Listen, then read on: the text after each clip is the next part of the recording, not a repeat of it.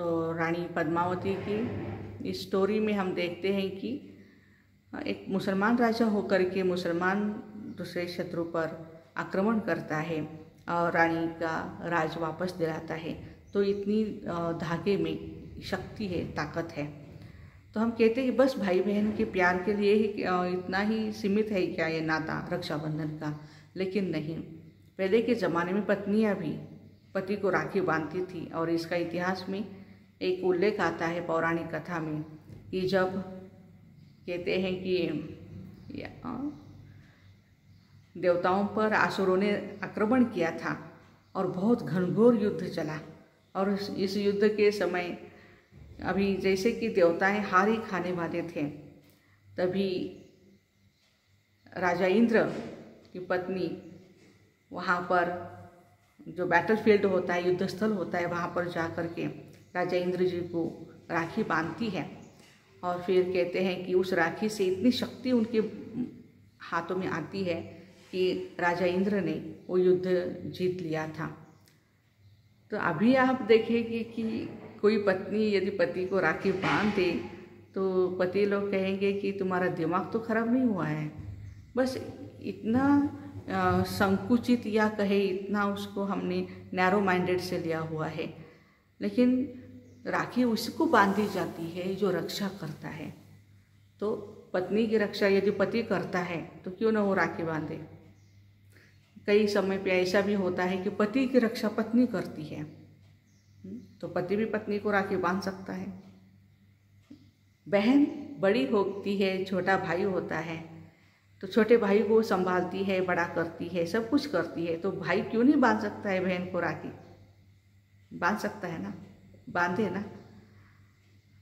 फिर देखते हैं हमारे माता पिता है, वो भी हमारी रक्षा करते हैं, तो हम माता पिता को भी राखी बांध सकते हैं।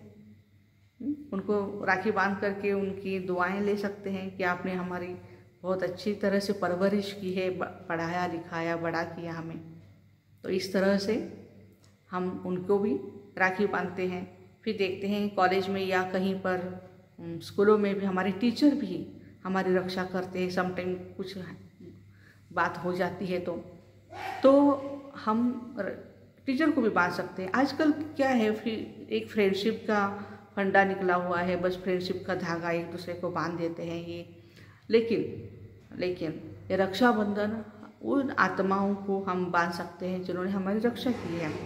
और अभी हम देख रहे हैं कि समय में, इस कोरोना काल में भी हम डॉक्टर्स को, नर्सेस या हमारे पुलिस स्टाफ को जरूर बांधे राखी, क्योंकि इन्हों के कारण ही हम रक्षाबंधन अभी भी कर रहे हैं, ये त्यौहार मना रहे हैं। इन खास ये जो हमारे कोरोना वॉरियर्स हैं उनको भी हम बहुत बहुत बधाई देते हैं। तो फिर और है कि रक्षा करने वाला सबसे ऊपर है हमारा परमपिता परमात्मा शिव। और वो कहते हैं कि बच्चे आप मुझे कैसे राखी बांधोगे? आप मन के द्वारा भले राखी बांधे, भावनाएं आपकी जतन करें, लेकिन मैं आपको राखी बांधता हूँ। आप खुद अपना ज्ञान का शस्त्र लेकर के, योग का शस्त्र लेकर के हाथों में, जितनी भी बुराइयां हैं समाज में, उस बुराइयों को आप नष्ट करें। और इसी कारण खुद का रक्षण खुद करें।